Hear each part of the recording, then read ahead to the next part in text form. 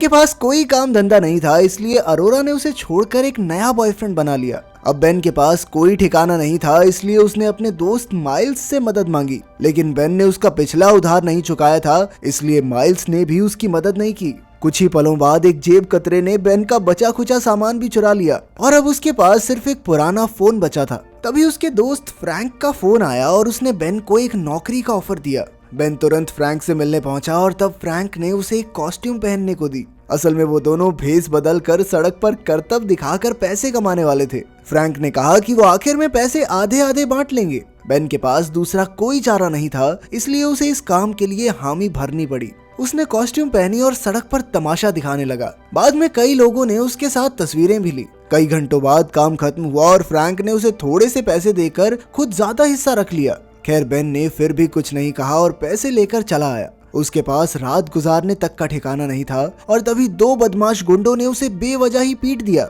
जिससे वो बेचारा बेहोश हो गया। अगली सुबह उसे सड़क पर ही रहने वाले एक भिखारी ने उठाकर पानी पिलाया। तब बेन ने उसे अपने बचे हुए पैसे दे दिए और उसके बदले में उस आदमी ने बेन को एक जीन्स दी। बेन ने बिना कुछ ज्यादा सोचे जीन्स पहन ली और डॉक्टर के पास इलाज करवाने चला गया। उसका चेकअप करने पर डॉक्टर को कोई चोट नहीं मिली, जिससे बेन को भी हैरानी हुई। खैर बाद में उसके पास डॉक्टर की फीस भरने के लिए भी पैसे नहीं थे, जिससे उसे काफी शर्मिंदा होना पड़ा। उसने अपनी जीन्स की जेब में हाथ डाला तो अचानक कुछ पैसे मिल गए। उसने बिल भरा और तुरंत बाहर आ गया। तभी उसे अपना पुराना दोस्त नेल्सन मिला।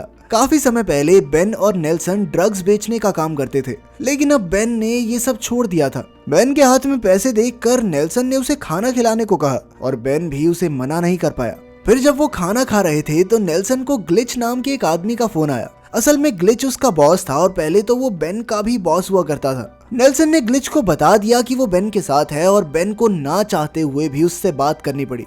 तब ग्लिच ने बेन को मिलने के लिए बुलाया और जल्द ही नेल्सन और बेन उसके अड्डे पर पहुंच गए। ग्लिच बेन को फिर से धंधे पर लाना चाहता था, इसलिए उसने बेन को ड्रग डीलर बनने को कहा। पर उसी वक्त बेन का ध्यान वहां मौजूद नोवा नाम की एक खूबसूरत लड़की पर गया और उसे देखते ही वो सब कुछ भूल गया।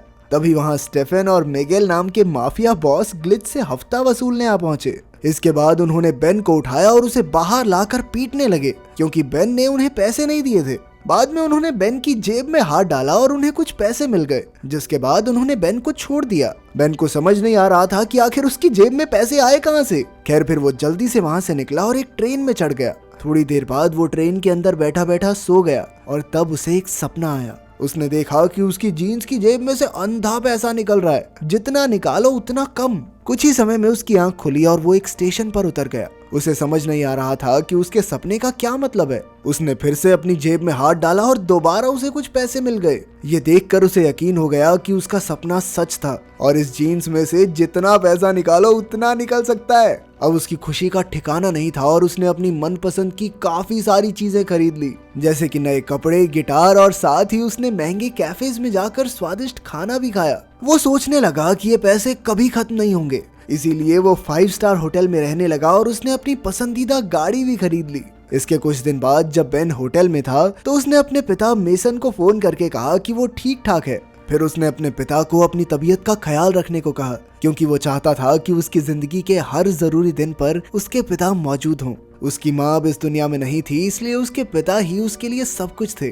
खैर फिर बेन तैयार होकर एक आर्ट गैलरी में पहुंचा, जहाँ से कुछ दिन पहले उसे पैसे ना होने की वजह से धक्के मार कर निकाल दिया गया था। वहाँ घूमते हुए अचानक उसकी नजर नोवा पर पड़ी, जो अपने पिता क्लिंट के साथ वहाँ आई थी। जब से उसने पहली बार नोवा को देखा था वो तभी से उससे नजरें हटा ही नहीं पा रहा था और नोवा भी अब तक समझ गई थी कि बेन उसे देख रहा है। जल्द ही नोवा उससे बात करने आई और बेन ने मौके पर चौका मारकर नोवा को डिनर के लिए पूछा।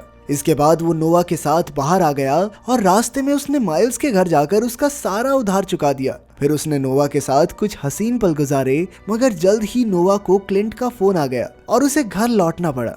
फिर अगले दिन बेन माइल्स को एक कैफे में ले गया और उसे अपनी चमत्कारी जीन्स के बारे में सब कुछ बताया। पहले तो माइल्स को उसकी बात पर यकीन नहीं हुआ और उसे लगा कि बेन झूठ बोल रहा है, पर जब बेन ने उसके सामने ही जीन्स से पैसे निकाल कर दिखाए तो माइल्स भी बौखला गया। फिर बेन ने माइल्स को अपने 5 स्टार होटल वाला कमरा दिखाया, जिसे देखकर माइल्स हक्का बक्का रह गया। बाद में जब बेन नहाने गया तो अचानक ग्लिच जबरदस्ती कमरे में घुस आया और फिर उसने बिना बात ही माइल्स को पीट दिया। बाहर का शोर सुनकर बेन तुरंत बाथरूम से बाहर निकला, पर ग्लिच ने तो उस पर भी हमला कर दिया। असल में ग्लिच इसलिए गुस्सा था क्योंकि बेन नोवा के करीब आने की कोशिश कर रहा था। जाने से पहले ग्लिच ने उसे नोवा से दूर रहने की धमकी दी और कहा कि अगर वो फिर नोवा के करीब गया तो ग्लिच उसे मार डालेगा। इस घटना के बाद बेन काफी परेशान हो गया और उसने माइल्स के साथ बार में